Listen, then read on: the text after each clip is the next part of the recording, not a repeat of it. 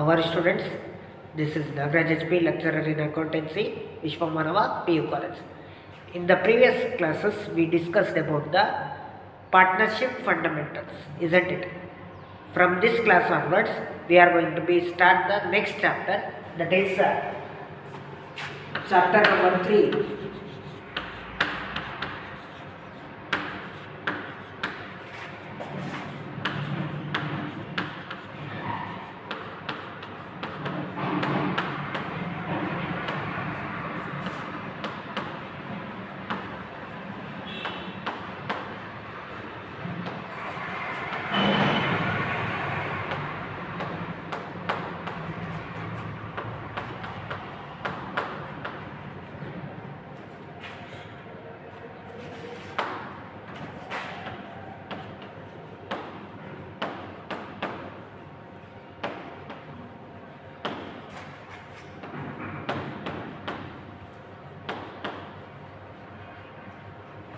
Reconstitution of partnership firm in that admission of a partner.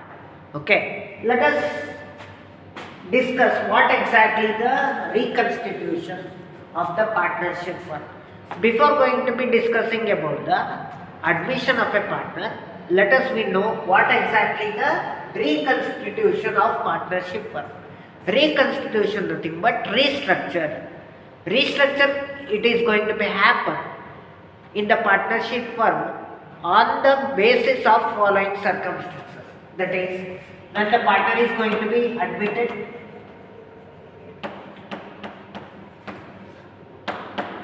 when the partner is going to be retired,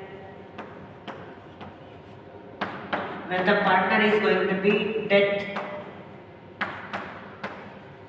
and changes in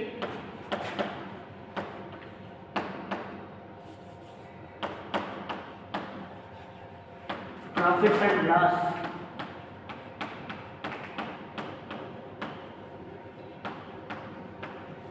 sharing ratios.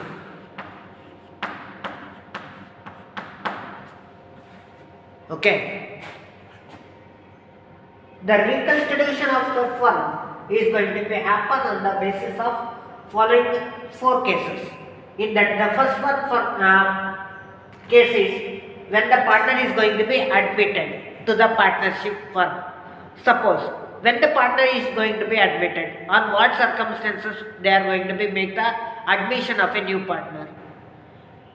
Say for example, A and B is the partner.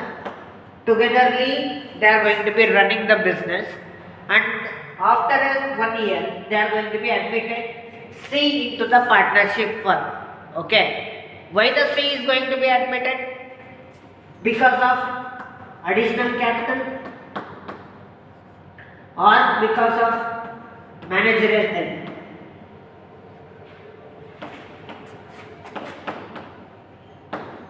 Okay. For the 2 reasons, the new partner is going to be admitted into the any partnership business. Keep it in mind. The partner is going to be admitted only because of additional capital or for the managerial help. Okay. Or it may be the both the reason, it may also. ಎರಡು ಕಾರಣಗಳಿಂದ ನಾವು ಯಾವುದೇ ಒಬ್ಬ ಹೊಸ ಪಾರ್ಟ್ನರ್ನ partnership ಬಿಸ್ನೆಸ್ಸಿಗೆ ನಾವೇನು ಮಾಡ್ತೀವಿ, ತಗೊತೀವಿ. ಯಾವ 2 ಕಾರಣ ಅಂತ ಅಂದರೆ, ಒಂದು ಅಡಿಷ್ನಲ್ ಕ್ಯಾಪಿಟಲ್ ಏನಾದರೂ ಬೇಕಾಗಿದ್ದರೆ ಅಥವಾ ಅವನಿಂದ ಏನಾದರೂ ಮ್ಯಾನೇಜರಲ್ ಹೆಲ್ಪನ್ನು ನಮಗೇನಾದರೂ ಬೇಕಾಗಿದ್ದರೆ, ಆ 2 ರೀಸನ್ನಿಂದ ನಾವೇನು ಮಾಡ್ತೀವಿ, ನ್ಯೂ ಪಾರ್ಟ್ನರ್ನ ಪಾರ್ಟ್ನರ್ಶಿಪ್ ಬಿಸ್ನೆಸ್ಸಿಗೆ ನಾವೇನು ಮಾಡ್ತೀವಿ, ಅಡ್ಮಿಟ್ ಮಾಡ್ಕೊತೀವಿ. Keep it in mind. According to the Partnership Act of 1932,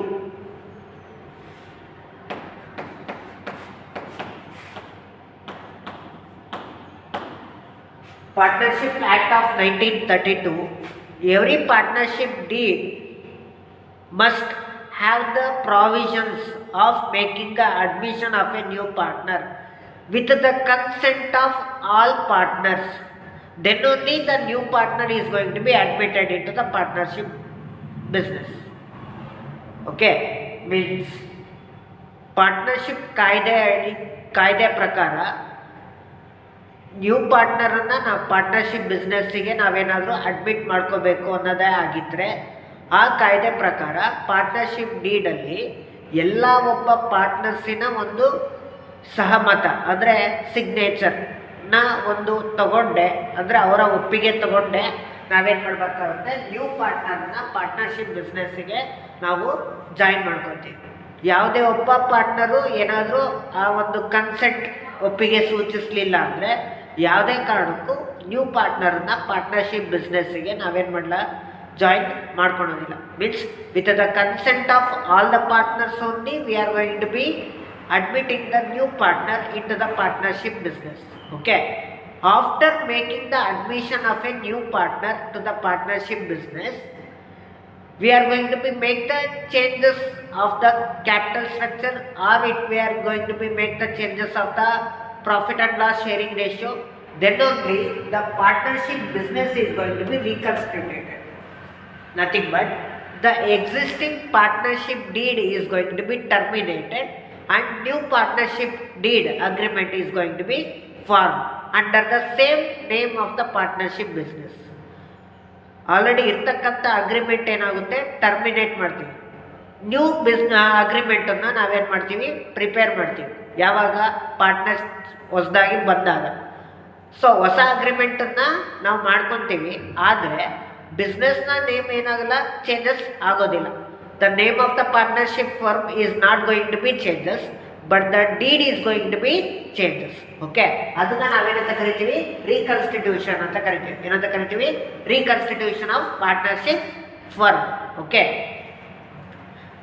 so ಹಾಗಾದ್ರೆ ಪಾರ್ಟ್ನರ್ ಅಡ್ಮಿಟ್ ಆಗಬೇಕು ಅಂದ್ರೆ ಏನ್ ತರಬೇಕು? he need to bring the capital or he need to bring the goodwill. Okay, if the any partner is going to be entering to the partnership business, he need to bring the capital, and along with that capital he need to bring the goodwill. Why the goodwill is going to be brought by the new partner? Because the existing partnership business is going to be have the earning capacity more than the normal rate of return. Okay, so if the any new partner is going to be entering to the partnership business, the old partner need to sacrifice their profit and loss sharing ratio to the new partner. If the old partner is going to be sacrifice their part of the profit and loss sharing ratio to the new partner, then there is a chance of loss which is going to be happen to the old partners. In order to make the compensation of the loss which is going to be happen to the old partners, the new partner is going to be share the goodwill amount what he is going to be brought while he is going to be admitting into the partnership business. The same goodwill amount or the premium amount is going to be compensated to the old partners by the new partner. ಹಾಗಂದರೆ ಯಾವುದೇ ಒಂದು ಪಾಲುದಾರಿಕೆ ಸಂಸ್ಥೆಯಲ್ಲಿ new partner ಏನಾದರೂ partnership ಬಿಸ್ನೆಸ್ಸಿಗೆ ಏನಾದರೂ enter ಆಗೋ ಟೈಮಲ್ಲಿ ಅವನು ಕ್ಯಾಪಿಟಲ್ನ ತರ್ತಾನೆ ಮತ್ತು ಪ್ರೀಮಿಯಂ ಅಥವಾ ಗುಡ್ವಿಲ್ಲನ್ನು ತರ್ತಾನೆ. ಪ್ರೀಮಿಯಂ ಮತ್ತು ಗುಡ್ವಿಲ್ಲನ್ನು ಯಾಕೆ ತರಬೇಕು ಅಂತ ಅಂದರೆ, ಎಕ್ಸಿಸ್ಟಿಂಗ್ ಬಿಸ್ನೆಸ್ ಆಗಿದ್ದು ಆ ಎಕ್ಸಿಸ್ಟಿಂಗ್ ಬಿಸ್ನೆಸ್ಸು ತಾನು ಕಾಮನ್ ಆಗಿ ಅರ್ನ್ ಮಾಡ್ತಕ್ಕಂಥ ಒಂದು ಕೆಪಾಸಿಟಿಗಿನ್ನ ಜಾಸ್ತಿ ಅರ್ನ್ ಮಾಡ್ತಾ ಒಂದು ಇದ್ದಾಗ, ನ್ಯೂ ಪಾರ್ಟ್ನರ್ ಬಂದಾಗ ನ್ಯೂ ಪಾರ್ಟ್ನರಿಗೂ ಅವನು ಪಾರ್ಟ್ನರ್ ಆಗಿ ಬಿಸ್ನೆಸ್ಸಿಗೆ ಬಂದಾಗ ಬಿಸ್ನೆಸ್ಸಲ್ಲಿ ಏನೇ ಪ್ರಾಫಿಟ್ ಬರಲಿ ಏನೇ ಲಾಸ್ ಬಂದರೆ ಅವನಿಗೂ ಕೂಡ ನಾವೇನು ಮಾಡಬೇಕಾಗುತ್ತೆ, ಲಾಭನ ಶೇರ್ ಮಾಡಬೇಕಾಗುತ್ತೆ. ಅಥವಾ ಲಾಸ್ ಬಂದಾಗ ಲಾಸನ್ನು ಅವನಿಂದ ಇಸ್ಕೋಬೇಕಾಗುತ್ತೆ. ಸೊ ಆ ಪ್ರಾಫಿಟ್ ಆ್ಯಂಡ್ ಲಾಸ್ ಶೇರಿಂಗ್ ರೇಷಿಯೋನ ನಾವು ಓಲ್ಡ್ ಪಾರ್ಟ್ನರ್ಸ್ ಏನು ಮಾಡ್ತಾರೆ, ನ್ಯೂ ಪಾರ್ಟ್ನರಿಗೆ ಕೊಡ್ತಾರೆ. ನೋಡಪ್ಪ, ಇಷ್ಟು ದಿನ ನಾನು 5 ಭಾಗ ನೀವು ತಗೊತಿದ್ದ, ಇನ್ನು 5 ಭಾಗ ನಾನು ತೊಗೊತಿದ್ದೆ, ಇನ್ಮೇಲೆ ನೀನು ಬರ್ತೀಯಾ, ಇವಾಗ 3 ಜನ ಆಗ್ತೀವಿ. ಸೊ 3 ಜನ ಆದಾಗ ನಾನು 3 ಭಾಗ, ನೀನು 3 ಭಾಗ, ಇನ್ನೊಬ್ಬನು 4 ಭಾಗ, ಈ ಥರ 3 ಪಾರ್ಟ್ 3 ಪಾರ್ಟ್ ಆ್ಯಂಡ್ 4 ಪಾರ್ಟ್ ಈ ಥರ ಹಂಚ್ಕೊಳೋಣ ಅಂತ ನಾವು ಹೇಳ್ತೀವಿ. ಸೊ ಆವಾಗ ಮುಂಚೆ ಇವರಿಬ್ಬರಿಗೆ 5 ಭಾಗ 5 ಭಾಗ ಸಿಗ್ತಿತ್ತು, ಇವಾಗ 3 ಭಾಗ 3 ಭಾಗ ಸಿಗುತ್ತೆ, 3 ಪಾರ್ಟ್ 3 ಪಾರ್ಟ್ ಸಿಗುತ್ತೆ. ಸೊ ಇನ್ನು 2 ಪಾರ್ಟನ್ನು ಅವರಿಬ್ಬರು ಏನು ಮಾಡಿದರು, ನ್ಯೂ ಪಾರ್ಟ್ನರಿಗೆ ಬಿಟ್ಕೊಟ್ರು. ಅವಾಗ ಎರಡೆರಡು ಪಾರ್ಟು ಓಲ್ಡ್ ಪಾರ್ಟ್ನರ್ಸು ನ್ಯೂ ಪಾರ್ಟ್ನರಿಗೆ ಬಿಟ್ಕೊಟ್ಟಾಗ ಅವಾಗ ಇವರಿಗೆ ಲಾಸ್ ಆಗುತ್ತೆ ತಾನೆ. ಯಾರಿಗೆ ಲಾಸ್ ಆಗುತ್ತೆ? ಓಲ್ಡ್ ಪಾರ್ಟ್ನರ್ಸಿಗೆ ಲಾಸ್ ಆಗುತ್ತೆ. ಆ ಲಾಸನ್ನ ಕಾಂಪನ್ಸೇಟ್ ಮಾಡೋ ಒಂದು ರೆಸ್ಪಾನ್ಸಿಬಿಲಿಟಿ ಯಾರ ಮೇಲೆ ಇರುತ್ತೆ? ನ್ಯೂ ಪಾರ್ಟ್ನರಿಗೆ ಇರುತ್ತೆ.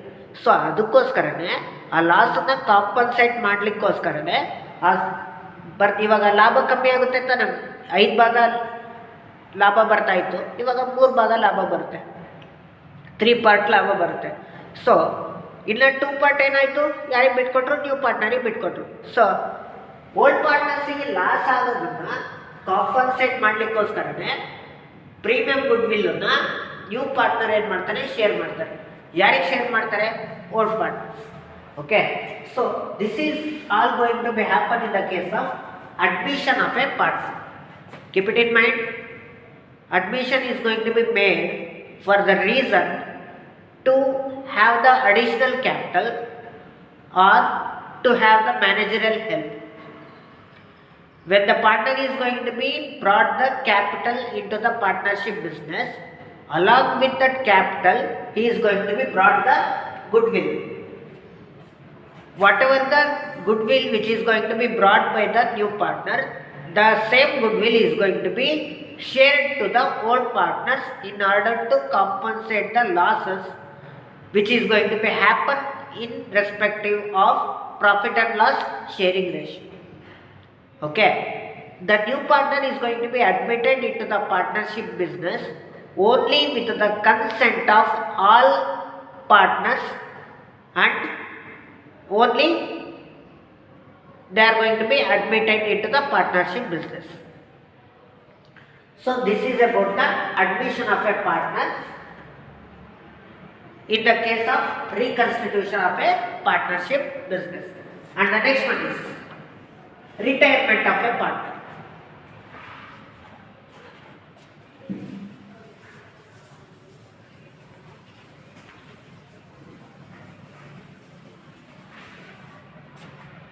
When the partner is going to be retired, retirement ಅಂತ ನೀವು ಕೇಳಿರ್ತೀರ ಸಾಮಾನ್ಯವಾಗಿ. ರಿಟೈರ್ಮೆಂಟ್ ಆಗೋದು ಯಾವಾಗ? ಒಂದು old age or ill health or lack of interest.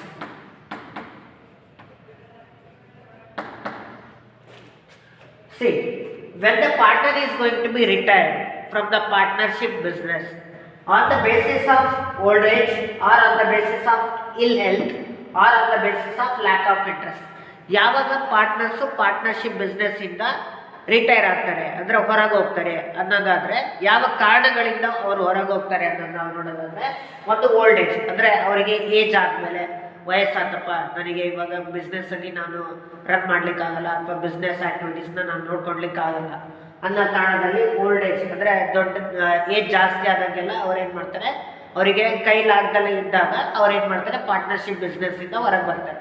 ಅಥವಾ ಇಲ್ ಹೆಲ್ತ್, ಅನಾರೋಗ್ಯ ಕಾರಣದಿಂದ ಅವ್ರೇನು ಮಾಡ್ತಾರೆ, ಇವಾಗ ಆರೋಗ್ಯನೇ ಸರಿ ಇಲ್ಲ, ಆವಾಗ ಅವ್ರ ಪಾರ್ಟ್ನರ್ಶಿಪ್ ಬಿಸ್ನೆಸ್ಸಲ್ಲಿ ಅವರು ಎಲ್ಲ ಆ್ಯಕ್ಟಿವಿಟೀಸ್ನ ನೋಡ್ಕೊಳ್ಲಿಕ್ಕಾಗುತ್ತಾ? ಆಗೋದಿಲ್ಲ. ಸೊ ಆವಾಗ ಅವ್ರೇನು ಮಾಡ್ತಾರೆ, ಪಾರ್ಟ್ನರ್ಶಿಪ್ ಬಿಸ್ನೆಸ್ಸಿಂದ ಹೊರಗಡೆ ಬರ್ತಾರೆ. ಅಥವಾ ಲ್ಯಾಕ್ ಆಫ್ ಇಂಟ್ರೆಸ್ಟ್, ಈ ಪರ್ಟಿಕ್ಯುಲರ್ ಬಿಸ್ನೆಸ್ಸಲ್ಲಿ ಅವರಿಗೆ ಆಸಕ್ತಿನೇ ಇಲ್ದಂಗೆ ಆಯಿತು, ಯಾವುದೋ ಬೇರೆ ಬಿಸ್ನೆಸ್ಸಲ್ಲಿ ಅವ್ರಿಗೆ ಇಂಟ್ರೆಸ್ಟ್ ಇರುತ್ತೆ, ಈ ಬಿಸ್ನೆಸ್ಸಲ್ಲಿ ಅವ್ರಿಗೆ ಇಂಟ್ರೆಸ್ಟೇ ಇರೋಲ್ಲ, ಆವಾಗಲೂ ಕೂಡ ಏನು ಮಾಡ್ತಾರೆ, ಅವರು ಪಾರ್ಟ್ನರ್ಶಿಪ್ ಬಿಸ್ನೆಸ್ಸಿಂದ ಹೊರಗಡೆ ಬರ್ತಾರೆ. ಸೊ ಆ ಕಾರಣದಿಂದಲೂ ರೀಕನ್ಸ್ಟಿಟ್ಯೂಷನ್ ಆಗುತ್ತೆ ಪಾರ್ಟ್ನರ್ಶಿಪ್. ಅಂದರೆ ಎಕ್ಸಿಸ್ಟಿಂಗ್ ಡೀಡ್ ಏನಾಗುತ್ತೆ, ಟರ್ಮಿನೇಟ್ ಆಗುತ್ತೆ, ನ್ಯೂ ಡೀಡ್ ಏನಾಗುತ್ತೆ, ಫಾರ್ಮ್ ಔಟ್ ಆಗುತ್ತೆ. ಇವಾಗ ಎ ಬಿ ಸಿ 3 ಜನ ಪಾರ್ಟ್ನರ್ ಇರ್ತಾರೆ. ಬಿ ಏನಾಗ್ತಾರೆ, ರಿಟೈರ್ಡ್ ಆಗ್ತಾರೆ. ಬಿ ರಿಟೈರ್ ಆದಮೇಲೆ ಎಷ್ಟು ಜನ ಉಳಿತಾರೆ? ಇಬ್ಬರೇ ತಾನೆ. ಮುಂಚೆ 3 ಜನ ಇದ್ದರು, ಅದರಲ್ಲಿ ಎ ಬಿ ಸಿ 3 ಜನ ಇದ್ದರು, ಅದರಲ್ಲಿ ಬಿ ಹೋದ, ಉಳಿದಿದ್ದು ಯಾರು? ಎ ಮತ್ತು ಸಿ. ಸೊ ಎ ಮತ್ತು ಸಿ ನಡುವೆ ಹೊಸ ಅಗ್ರಿಮೆಂಟ್ ಏನಾಗುತ್ತೆ, ಎಸ್ಟಾಬ್ಲಿಷ್ ಆಗುತ್ತೆ.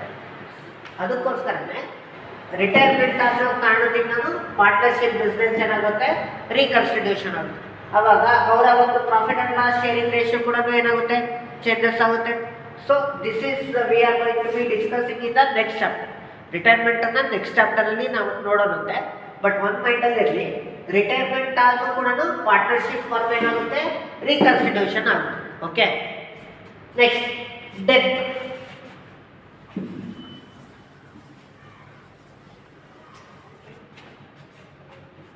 Keep it in mind, if the any partner is going to be deceased, ಯಾವುದೇ ಒಬ್ಬ ಪಾರ್ಟ್ನರು ಏನಾದರೂ ಡೆತ್ ಆದರೆ, ಸತ್ತೋದ್ರೆ, ಅವಾಗ ಕೂಡ ಪಾರ್ಟ್ನರ್ಶಿಪ್ ಫರ್ಮಿನ ಒಂದು ಅಗ್ರಿಮೆಂಟ್ ಏನಾಗುತ್ತೆ, ಟರ್ಮಿನೇಟ್ ಆಗುತ್ತೆ.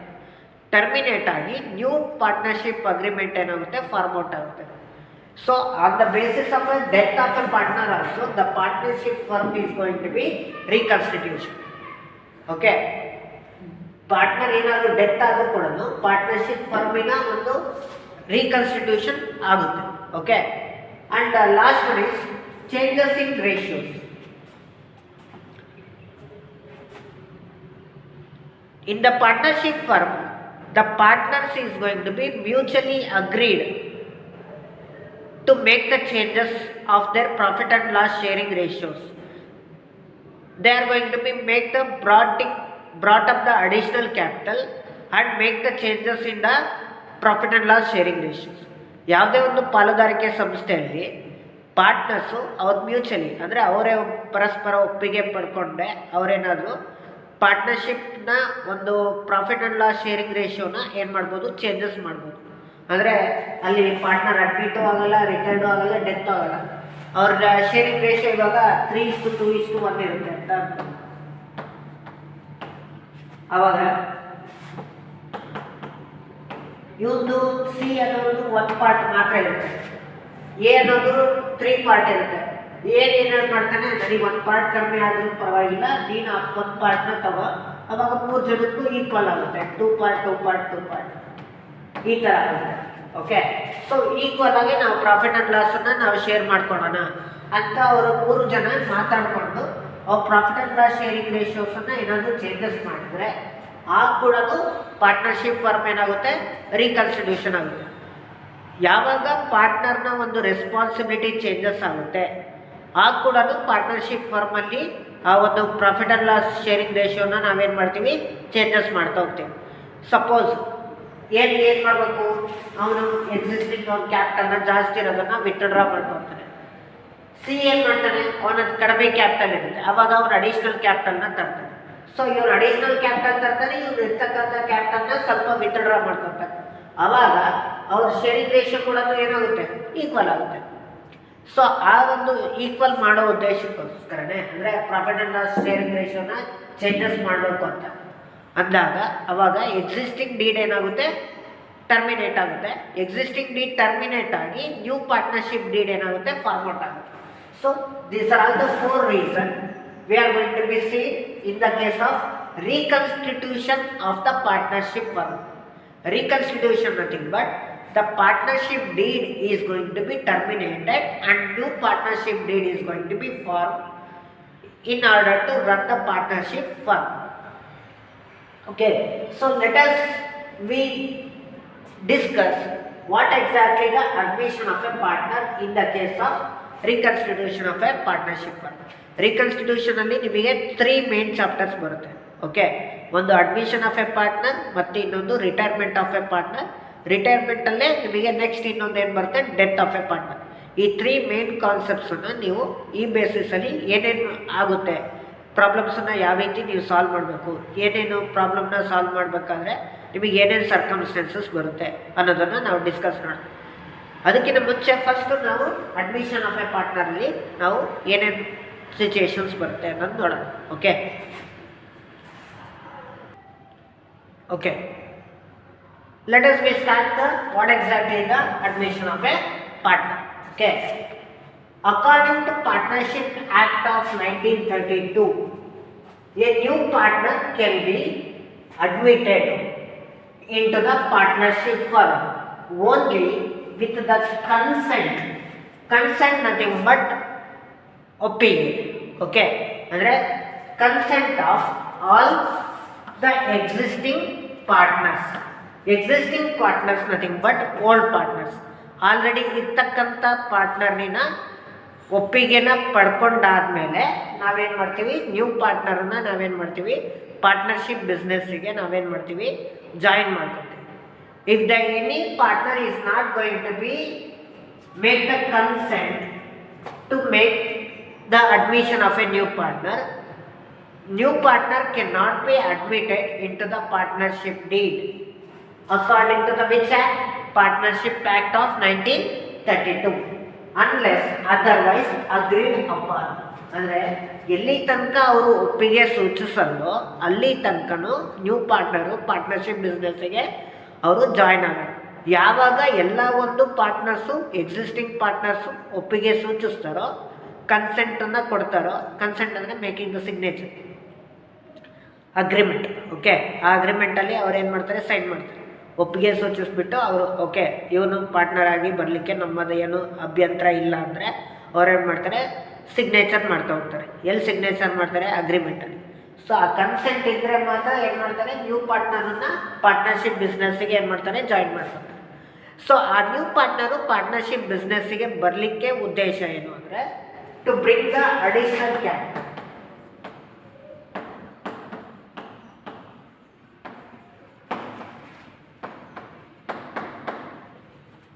or to get the managerial help.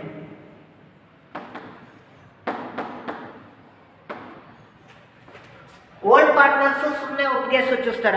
ಯಾವ ಕಾರಣಕ್ಕೋಸ್ಕರ ನ್ಯೂ ಪಾರ್ಟ್ನರ್ನ ಓಲ್ಡ್ ಪಾರ್ಟ್ನರ್ಸು ಅಡ್ಮಿಟ್ ಮಾಡ್ಕೊತಾರೆ ಅಂದರೆ, ಒಂದು ಪಾರ್ಟ್ನರ್ಶಿಪ್ ಬಿಸ್ನೆಸ್ಸಿಗೆ ಅಡಿಷ್ನಲ್ ಕ್ಯಾಪಿಟಲ್ ಬೇಕಾಗಿದ್ದರೆ, ಅಥವಾ ಪಾರ್ಟ್ನರ್ಶಿಪ್ ಬಿಸ್ನೆಸ್ಸಿಗೆ ಅಡಿಷ್ನಲ್ ಮ್ಯಾನೇಜರಿಯಲ್, ಅಂದರೆ ಬಿಸ್ನೆಸ್ಸು ದೊಡ್ಡದಾಗಿರುತ್ತೆ, ಅಂದರೆ ಈ ಬಿಸ್ನೆಸ್ನ ಎಕ್ಸ್ಪ್ಯಾಂಡ್ ಮಾಡಬೇಕಾಗಿರುತ್ತೆ. ಎಕ್ಸ್ಪ್ಯಾಂಡ್ ಮಾಡಿದಾಗ ಒಂದು ಕ್ಯಾಪಿಟಲ್ ರಿಕ್ವೈರ್ಮೆಂಟು ಬರುತ್ತೆ, ಮತ್ತು ಆ ಬಿಸ್ನೆಸ್ನ ನೋಡ್ಕೊಳ್ಲಿಕ್ಕೆ ಒಂದು ಹ್ಯೂಮನ್ ರಿಸೋರ್ಸು ಬೇಕಾಗಿರುತ್ತೆ.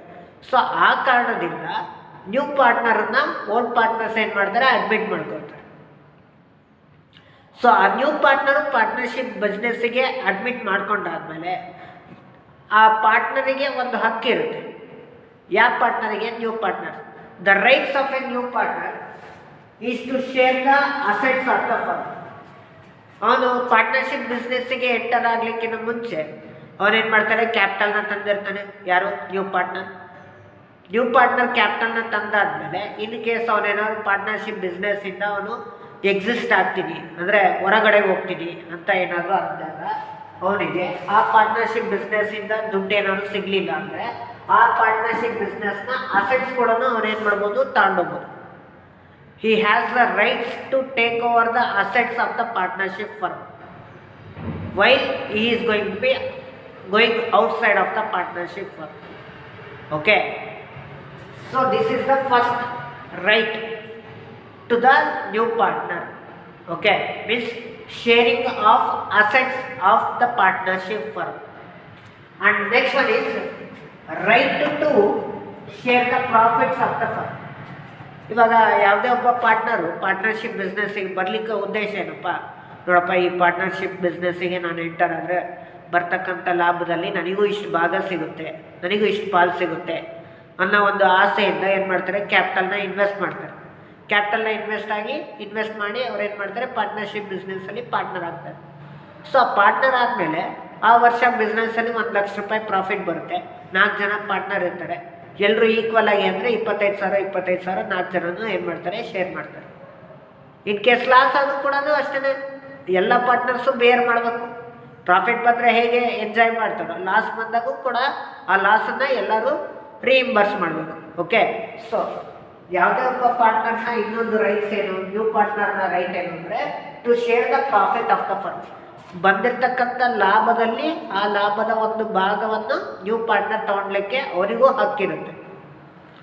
ಒಂದು ಬಿಸ್ನೆಸ್ನ ಒಂದು ಅಸೆಟ್ಸ್ ಮೇಲೂ ಹಕ್ಕಿರುತ್ತೆ, ಮತ್ತು ಲಾಭದ ಒಂದು ಶೇರಿಂಗ್ ರೇಷಿಯೋದಲ್ಲೂ ಅವರಿಗೆ ಹಕ್ಕಿರುತ್ತೆ. So this is the 2 rights which is going to be have by the new partner while he is going to be admitting as a partner in to the partnership firm. Are you get the point? Admission of a partner ಅಂದರೆ ಏನು, ಯಾವಾಗ ಮಾಡ್ಕೋಬೇಕು, ಆ partner admit ಆದರೆ ಅವನಿಗೆ rights ಏನು. Okay, are you understand? Let us we move to the next concept. Okay, the next one concept is when the partner is going to be admitted. In the case of admission of a partner, there is a following circumstances which is going to be need to concentrate, or following points is need to be concentrate. That is, new profit sharing ratio of a new partner, sacrifice ratio of a partners, and revaluation of assets and liabilities of a firm, and valuation of goodwill, and sharing of accumulated reserves, and adjustment of partners capital account. So these are all the 6 points need to be followed while making the problems in respective of admission of a partners. Admission of a ಪಾರ್ಟ್ನರ್ಸ್ನ problem ಮಾಡಬೇಕಾದ್ರೆ 6 ಪಾಯಿಂಟನ್ನು ನಿಮ್ಮ ಮೈಂಡಲ್ಲಿ ಇಟ್ಕೋಬೇಕು. ಯಾವ್ಯಾವ 6 ಪಾಯಿಂಟ್ಸು ನಿಮಗೆ admission of a partners ಪ್ರಾಬ್ಲಮ್ಸಲ್ಲಿ ನಿಮಗೆ ಬರುತ್ತೆ ಅಂದರೆ, ಫಸ್ಟ್ ಒಂದು ಪಾಯಿಂಟ್ ಏನು ಅಂದರೆ new profit sharing ratio. Second ಒಂದು ಪಾಯಿಂಟ್ ಬಂದುಬಿಟ್ಟು ಸ್ಯಾಕ್ರಿಫೈಸ್ ರೇಷಿಯೋ. ಥರ್ಡ್ ಒಂದು ಪಾಯಿಂಟ್ ಬಂದುಬಿಟ್ಟು valuation of goodwill. Fourth point ಬಂದುಬಿಟ್ಟು revaluation of assets and liabilities of a firm. Fifth ಒಂದು ಪಾಯಿಂಟ್ ಬಂದುಬಿಟ್ಟು sharing of accumulated profit, that is ರಿಸರ್ವ್ಸನ್ನು ಏನು ಮಾಡಬೇಕಾಗುತ್ತೆ, ಪಾರ್ಟ್ನರ್ಸಿಗೆ ಶೇರ್ ಮಾಡಬೇಕಾಗುತ್ತೆ. ಸೊ ಅದು fifth one point. Six point ಏನು ಅಂದರೆ adjustment of partners capital account. So these are all the 6 points need to be kept in mind while solving the problems in respective of admission of a partner. So ಆ 6 ಪಾಯಿಂಟಲ್ಲಿ first ಒಂದು ಪಾಯಿಂಟನ್ನು ನಾವು ಯಾವ ರೀತಿ ನಮಗೆ ಬರುತ್ತೆ, ಯಾವ ರೀತಿ ನಾವು ನ್ಯೂ ಪ್ರಾಫಿಟ್ ಶೇರಿಂಗ್ ರೇಷಿಯೋನ ಕ್ಯಾಲ್ಕುಲೇಟ್ ಮಾಡಬೇಕಾಗುತ್ತೆ. ನ್ಯೂ ಪ್ರಾಫಿಟ್ ಶೇರಿಂಗ್ ರೇಷಿಯೋ ಅಂದರೆ ಏನು ಅಂತ ನಾವು ನೋಡೋದಾದರೆ, new profit sharing ratio it is a ratio when a new partner is admitted, he acquires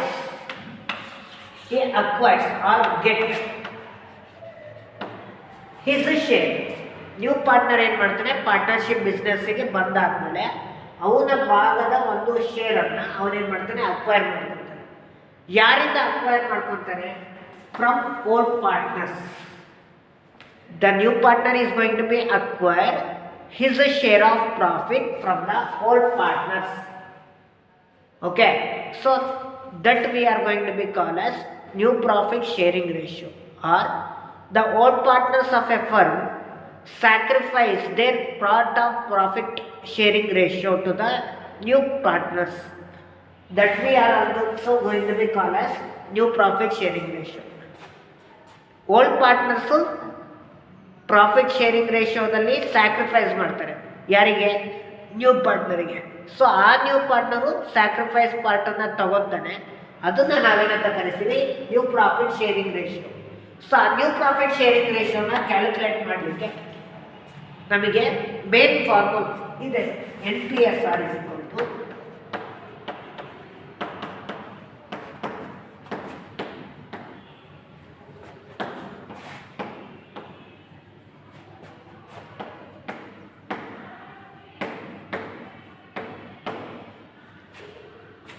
the formula need to calculate for NPSR, new profit sharing ratio, is old share minus share sacrifice.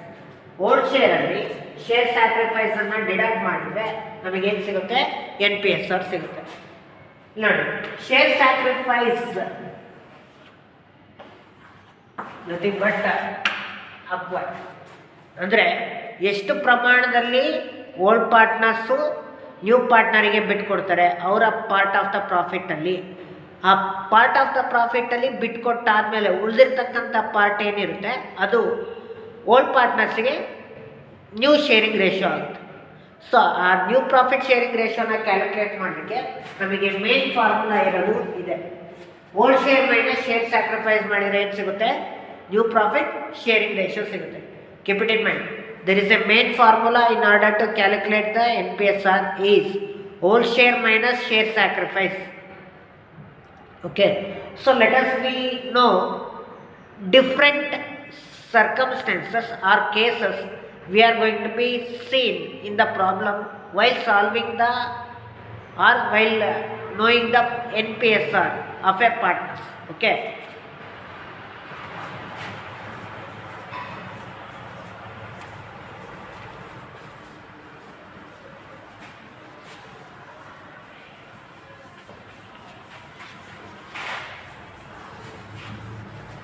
ನೋಡಿ, NPSRನ calculate ಮಾಡಲಿಕ್ಕೆ main formula ಗೊತ್ತಾಯಿತು, old share minus share sacrifice. ಹಾಗಂತ ಅದೊಂದೇ formula ಬರುತ್ತಾ sir? No, ಅದ್ರ ಜೊತೆಗೆ ಬೇರೆ ಬೇರೆ ಫಾರ್ಮುಲಾಗಳನ್ನು ಬರುತ್ತೆ. NPSRನ ರಿಲೇಟೆಡ್ ಆಗಿ 6 ಮಾರ್ಕ್ಸ್ ಪ್ರಾಬ್ಲಮ್ ಬರುತ್ತೆ ನಿಮಗೆ ಎಕ್ಸಾಮಿನೇಷನ್. ಸೊ 6 ಮಾರ್ಕ್ಸ್ ಪ್ರಾಬ್ಲಮ್ನ NPSR ರಿಲೇಟೆಡ್ ಆಗಿ ಬಂದಾಗ ಬೇರೆ ಬೇರೆ ಏನೇನು ಅಡ್ಜಸ್ಟ್ಮೆಂಟ್ಸ್ ಬಂದು ನಿಮಗೆ NPSRನ ಚೇಂಜಸ್ ಆಗುತ್ತೆ ಕ್ಯಾಲ್ಕುಲೇಟ್ ಮಾಡಲಿಕ್ಕೆ. So different cases are there, ಬೇರೆ ಬೇರೆ ಸನ್ನಿವೇಶಗಳು ಬರುತ್ತೆ. ಆ ಸನ್ನಿವೇಶಕ್ಕೆ ತಕ್ಕಂತೆ ನಿಮಗೆ NPSR ಫಾರ್ಮುಲಾಗಳದ್ದು ಏನಾಗುತ್ತೆ ಚೇಂಜಸ್ ಆಗುತ್ತೆ. Okay, let us we know under the first one case.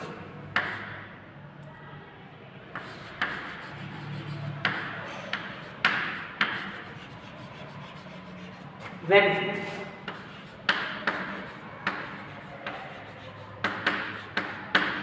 old ratio and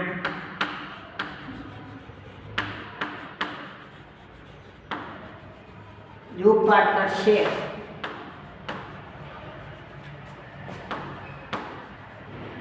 only given.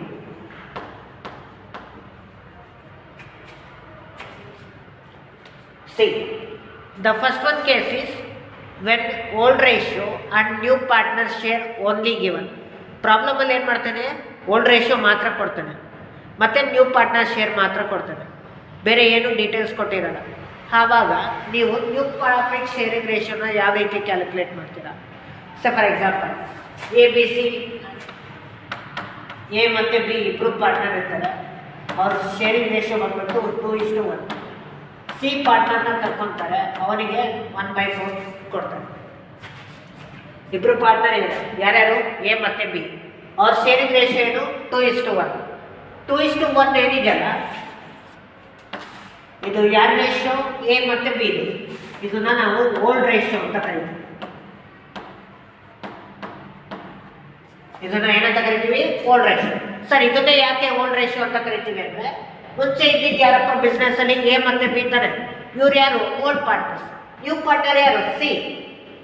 So ಸಿನ ಒಂದು ಶೇರ್ ಎಷ್ಟು? 1/4. ಇವರಿಬ್ಬರು ಸೇರಿಕೊಂಡು ಸಿಗೆ ಎಷ್ಟು ಭಾಗ ಕೊಟ್ಟರು? 1/4 ಭಾಗ ಕೊಟ್ಟರು. ಹಾಗಾದರೆ ಕ್ಯಾಲ್ಕುಲೇಟ್ NPSR ಅಂತ ಹೇಳ್ಬಿಡ್ತಾರೆ. ಡೀಟೇಲ್ಸ್ ಕೊಟ್ಟಿರೋದು ಇಷ್ಟೇ.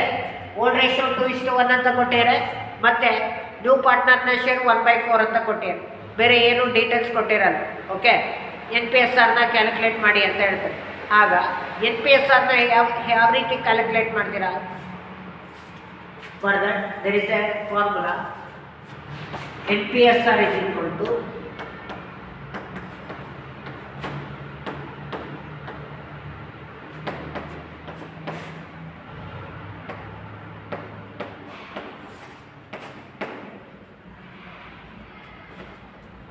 old share into remaining share. When old ratio and new partner share only given, ಯಾವ ಸಂದರ್ಭದಲ್ಲಿ ಓಲ್ಡ್ ರೇಷಿಯೋ ಮತ್ತು ನ್ಯೂ ಪಾರ್ಟ್ನರ್ನ ಶೇರ್ ಮಾತ್ರ ಕೊಟ್ಟಿರ್ತಾರೆ, ಆಗ ಫಾರ್ಮುಲಾ NPSRಗೆ old share into remaining share. Old share ಮತ್ತು ರಿಮೈನಿಂಗ್ ಶೇರನ್ನು ಮಲ್ಟಿಪ್ಲೈ ಮಾಡಿದರೆ ನಿಮಗೆ ಏನು ಸಿಗುತ್ತೆ? NPSR ಸಿಗುತ್ತೆ. ಸರ್, ಓಲ್ಡ್ ರೇಷಿಯೋ ಕೊಟ್ಟಿದ್ರೆ, ಸೊ ಓಲ್ಡ್ ಶೇರ್ ನಿಮಗೆ ಸಿಕ್ತು. ರಿಮೈನಿಂಗ್ ಶೇರ್ ಅಂದರೆ ಯಾವುದು ಸರ್? ಇಲ್ಲಿ ನ್ಯೂ ಪಾರ್ಟ್ನರ್ ಯಾರಪ್ಪ? C. ನ್ಯೂ ಪಾರ್ಟ್ನರ್ನ ಶೇರ್ ಎಷ್ಟು? 1/4. ಸೊ 1 - 1/4 ಅಂದರೆ ನ್ಯೂ ಪಾರ್ಟ್ನರ್ನ ಶೇರನ್ನು ಒಂದು ಭಾಗದಲ್ಲಿ ನಾವು ಲೆಸ್ ಮಾಡಿದರೆ ಮಿಕ್ಕಿದ್ದು ಎಷ್ಟು? ರಿಮೈನಿಂಗ್ 3/4. ಸೊ ಆ 3/4 ನಾವೇನಂತ ಕರಿತೀವಿ? ರಿಮೈನಿಂಗ್ ಶೇರ್ ಅಂತ ಕರಿತೀವಿ.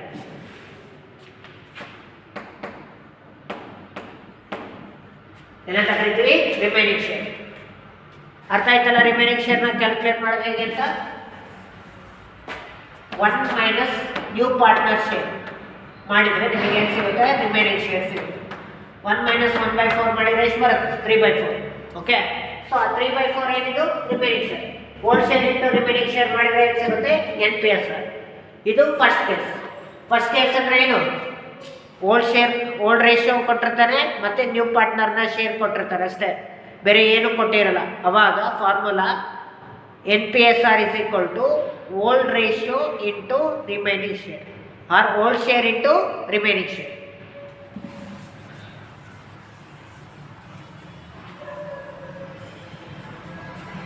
Take down this formula.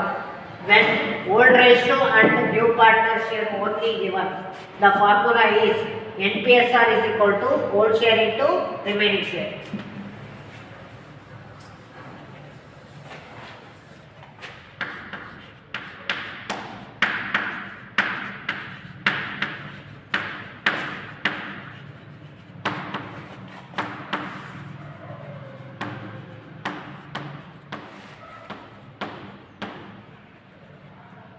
Next, second one case 2.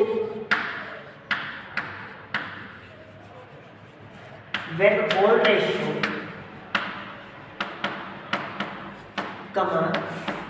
new partner share and sacrifice ratio are acquired ratio given.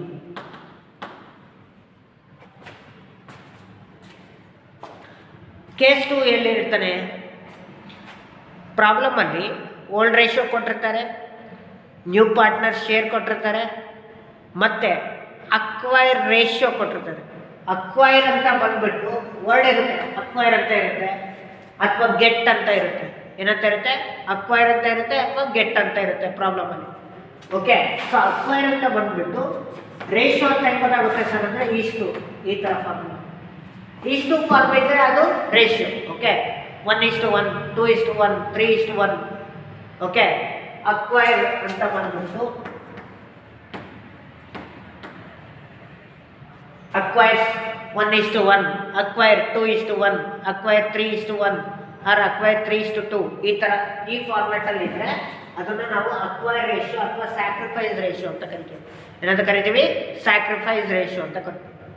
Okay, ಪ್ರಾಬ್ಲಮಲ್ಲಿ ಏನು ಕೊಟ್ಟಿರ್ತಾನಪ್ಪ, ಒಂದು ಓಲ್ಡ್ ರೇಷಿಯೋ ಕೊಟ್ಟಿರ್ತಾರೆ, ನ್ಯೂ ಪಾರ್ಟ್ನರ್ ಶೇರ್ ಕೊಟ್ಟಿರ್ತಾರೆ, ಮತ್ತೆ ಸ್ಯಾಕ್ರಿಫೈಸ್ ರೇಷಿಯೋ ಕೊಟ್ಟಿರ್ತಾರೆ. ಸೊ ನಾವು ಏನು ಕ್ಯಾಲ್ಕುಲೇಟ್ ಮಾಡಬೇಕು? New profit sharing ratio. But ಅವನೇನು ಕೊಟ್ಟಿದ್ದಾರೆ? ಓಲ್ಡ್ ರೇಷಿಯೋ ಕೊಟ್ಟಿದ್ದಾನೆ, ನ್ಯೂ ಪಾರ್ಟ್ನರ್ ಶೇರ್ ಕೊಟ್ಟಿರ್ತಾರೆ, ಮತ್ತೆ ಸ್ಯಾಕ್ರಿಫೈಸ್ ರೇಷಿಯೋ ಕೊಟ್ಟಿರ್ತಾರೆ. ಓಕೆ, ಸ್ಯಾಕ್ರಿಫೈಸ್ ರೇಷಿಯೋ ಅಂತಾನೆ ನಮಗೆ ಹೇಗೆ ಗೊತ್ತಾಗುತ್ತೆ ಸರ್? ಅಕ್ವೈರ್ ಅಂತ ಬಂದ್ಬಿಟ್ಟು ಮುಂದೆ ಏನಿರುತ್ತೆ, ಇಷ್ಟು ಫಾರ್ಮಲ್ಲಿ ಇದ್ರೆ ಅದನ್ನು ನಾವೇನಂತ ಕರಿತೀವಿ? ಸ್ಯಾಕ್ರಿಫೈಸ್ ರೇಷಿಯೋ ಅಂತ ಕರಿತೀವಿ. ಸೊ ಅವಾಗ ಫಾರ್ಮುಲಾ ಏನು ಬರುತ್ತೆ? ಫಸ್ಟ್ ನಾನು ಆಗಲೇ ಮೇನ್ ಫಾರ್ಮುಲಾ ಹೇಳಿದೆ. ಮೇನ್ ಫಾರ್ಮುಲಾ ಏನು? Old share minus share sacrifice. NPSR is equal to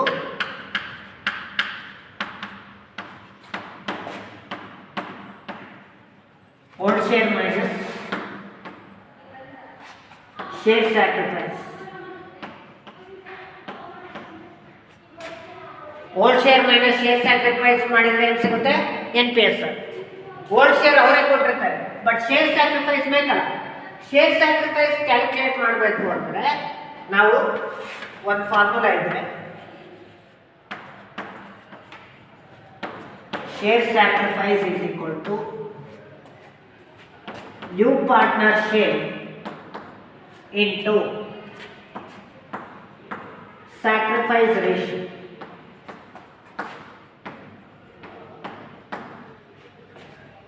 new ಪಾರ್ಟ್ನರ್ಸ್ನ ಶೇರು ಮತ್ತು ಸ್ಯಾಕ್ರಿಫೈಸ್ ರೇಷಿಯೋನ ಮಲ್ಟಿಪ್ಲೈ ಮಾಡಿದರೆ ನಮಗೇನು ಸಿಗುತ್ತೆ? ಶೇರ್ ಸ್ಯಾಕ್ರಿಫೈಸ್ ಸಿಗುತ್ತೆ. ಸೊ ಶೇರ್ ಸ್ಯಾಕ್ರಿಫೈಸ್ ಸಿಕ್ಕಿದ್ದಾದಮೇಲೆ ಓಲ್ಡ್ ಶೇರಲ್ಲಿ ಶೇರ್ ಸ್ಯಾಕ್ರಿಫೈಸ್ನ ಲೆಸ್ ಮಾಡಿದರೆ ನಮಗೇನು ಸಿಗುತ್ತೆ? NPSR. In order to calculate the share sacrifice, we have to multiply the new partner share into sacrifice ratio. ಯಾಕೆಂದರೆ ಪ್ರಾಬ್ಲಮಲ್ಲಿ ಏನು ಕೊಟ್ಟಿದ್ದ? ಸ್ಯಾಕ್ರಿಫೈಸ್ ರೇಷಿಯೋ ಕೊಟ್ಟಿದ್ದ. ಸೊ ಸ್ಯಾಕ್ರಿಫೈಸ್ ಶೇರ್ ಕೊಟ್ಟಿದ್ದಿದ್ರೆ ನಾವು ಡೈರೆಕ್ಟಾಗಿ ತೊಗೊತಿದ್ವಿ ಡಿಡಕ್ಟ್ ಮಾಡಲಿಕ್ಕೆ. ಬಟ್ ಅವ್ರು ಕೊಟ್ಟಿದ್ದೇನು? Sacrifice ratio. ನೋಡಿ, ಅಕ್ವೈರ್ ಅಂತ ಬಂದ್ಬಿಟ್ಟು 1/2, 1/3 ಈ ಥರ ಇದ್ದರೆ, ಅಕ್ವೈರ್ ಅಂತ ಬಂದ್ಬಿಟ್ಟು ಫ್ರಾಕ್ಷನ್ 1/2, 1/3 ಫ್ರಾಕ್ಷನ್ ಫಾರ್ಮಲ್ಲಿ ಇದ್ದರೆ ಅದು share sacrifice. Keep it in mind. Acquire ಅಂತ ಬಂದ್ಬಿಟ್ಟು 2:3 ಈ ಥರ ಇದ್ದರೆ ಅದು ಸ್ಯಾಕ್ರಿಫೈಸ್ ರೇಷಿಯೋ. ಇಷ್ಟು ಫಾರ್ಮಲ್ಲಿ ಇದ್ದರೆ ರೇಷಿಯೋ, ಫ್ರಾಕ್ಷನ್ ಫಾರ್ಮಲ್ಲಿ ಇದ್ದರೆ share. Are get the point? ಇಷ್ಟು ಫಾರ್ಮಲ್ಲಿ ಇದ್ದರೆ ಏನದು? ರೇಷಿಯೋ. ಫ್ರಾಕ್ಷನ್ ಫಾರ್ಮಲ್ಲಿ ಇದ್ದರೆ ಏನು? ಶೇರ್. ಫ್ರಾಕ್ಷನ್ ಫಾರ್ಮಲ್ಲಿ ಇದ್ದಾಗ ಡೈರೆಕ್ಟಾಗಿ ನಾವು ತಗೊಳ್ತೇವೆ old share minus share sacrifice. ಅವಾಗ ಇವೆರಡು ಇದು ಬರಲ್ಲ. ಓಕೆ, ಯಾಕೆ ಬರಲ್ಲ? ಈ ಫಾರ್ಮುಲಾ ಬರಲ್ಲ. ಡೈರೆಕ್ಟಾಗಿ ಶೇರ್ ಅವನೇ ಕೊಟ್ಟಿದ್ದಿದ್ರೆ, ಶೇರ್ ಸ್ಯಾಕ್ರಿಫೈಸ್ ಅವನೇ ಕೊಟ್ಟರೆ ಅವಾಗ ಈ ಫಾರ್ಮುಲಾ ಬರೋದಿಲ್ಲ. ಇನ್ ಕೇಸ್ ಸ್ಯಾಕ್ರಿಫೈಸ್ ಶೇರ್ ಕೊಟ್ಟಿಲ್ಲ ಅಂದರೆ, ಸ್ಯಾಕ್ರಿಫೈಸ್ ರೇಷಿಯೋ ಕೊಟ್ಟಾಗ ಅವಾಗ ನಾವು ಮಾಡಬೇಕಾಗುತ್ತೆ NPS, new partner share into sacrifice ratio. ಅವಾಗ ನಮಗೇನು ಸಿಗುತ್ತೆ? ಶೇರ್ ಸ್ಯಾಕ್ರಿಫೈಸ್ ಸಿಗುತ್ತೆ. Okay, so this is the case 2.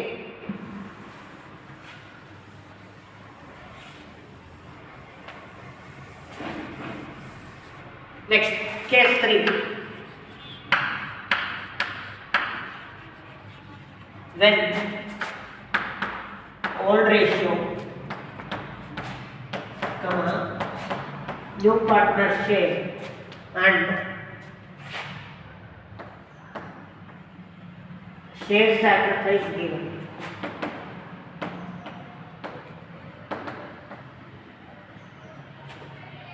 ನೋಡಿ, ಪ್ರಾಬ್ಲಮ್ ಅಲ್ಲಿ ಏನು ಮಾಡ್ತಾನೆ, ಓಲ್ಡ್ ರೇಷಿಯೋ ಕೊಡ್ತಾನೆ, ನ್ಯೂ ಪಾರ್ಟ್ನರ್ ಶೇರ್ ಕೊಡ್ತಾನೆ, ಮತ್ತೆ ಶೇರ್ ಸ್ಯಾಕ್ರಿಫೈಸ್ ಕೊಡ್ತಾನೆ. ಶೇರ್ ಸ್ಯಾಕ್ರಿಫೈಸ್ ಅಂದರೆ ಹೇಗೆ ಗೊತ್ತಾಗುತ್ತೆ ಸರ್ ಅಂದರೆ, ಅಕ್ವೈರ್ ಅಂತ ಬಂದ್ಬಿಟ್ಟು ಫ್ರ್ಯಾಕ್ಷನಲ್ಲಿ ಇದ್ದರೆ ಅದನ್ನು ನಾವೇನಂತ ಕರಿತೀವಿ, ಶೇರ್ ಸ್ಯಾಕ್ರಿಫೈಸ್ ಅಂತ ಕರಿತೀವಿ. ಅಕ್ವೈರ್ ಅಂತ ಬಂದ್ಬಿಟ್ಟು ಈಸ್ಟು ಫಾರ್ಮಲ್ಲಿ ಇದ್ದರೆ ಅದನ್ನು ಸ್ಯಾಕ್ರಿಫೈಸ್ ರೇಷಿಯೋ ಅಂತ ಕರಿತೀವಿ. ಓಕೆ, ಇದು ಡೈರೆಕ್ಟಾಗಿ ಶೇರ್ ಸ್ಯಾಕ್ರಿಫೈಸ್ ಅವನೇ ಕೊಟ್ಟಾಗ ನಾವೇನು ಕ್ಯಾಲ್ಕುಲೇಟ್ ಮಾಡಬೇಕು, NPSR. NPSRನ ಕ್ಯಾಲ್ಕುಲೇಟ್ ಮಾಡಲಿಕ್ಕೆ main formula old share minus share sacrifice. Old share minus share sacrifice. So this is the direct formula we have to use when the problem is going to be consist of old share, new partner share and share sacrifice. Old share ಮತ್ತೆ share sacrifice direct ಆಗಿ ಕೊಟ್ಟಾಗ ನಮಗೆ formula ಬಂದ್ಬಿಟ್ಟು old share minus share sacrifice ಮಾಡಿದ್ರೆ ಏನು ಸಿಗುತ್ತೆ, NPSR. So this is the third case. Let us move to the another one.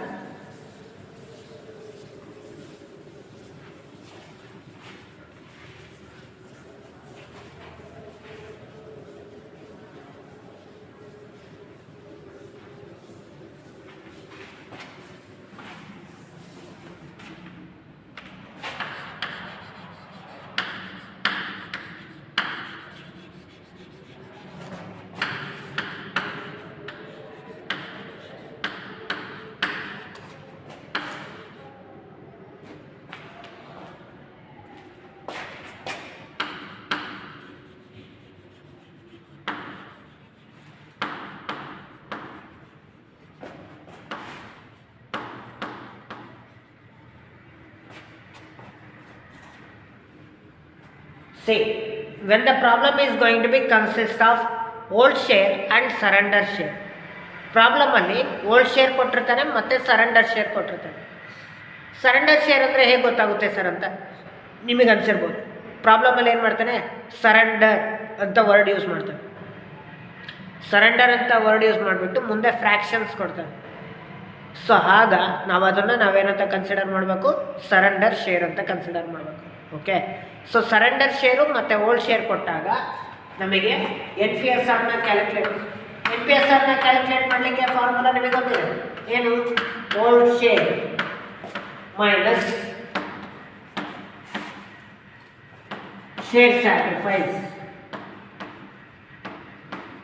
Main formula ಗೊತ್ತಲ್ಲ, old share minus share sacrifice ಮಾಡಿದ್ರೆ ಏನು ಸಿಗುತ್ತಪ್ಪ, NPSR. ಇಲ್ಲಿ ಓಲ್ಡ್ ಶೇರ್ ಕೊಟ್ಟಿಲ್ಲ, ಬಟ್ ಸರೆಂಡರ್ ಶೇರ್ ಕೊಟ್ಟಿಲ್ಲ, ಶೇರ್ ಸ್ಯಾಕ್ರಿಫೈಸ್ ಕೊಟ್ಟಿಲ್ಲ. ಸೊ ಶೇರ್ ಸ್ಯಾಕ್ರಿಫೈಸ್ ಕ್ಯಾಲ್ಕುಲೇಟ್ ಮಾಡೋಕ್ಕೆ ಏನು ಮಾಡಬೇಕು, share sacrifice is equal to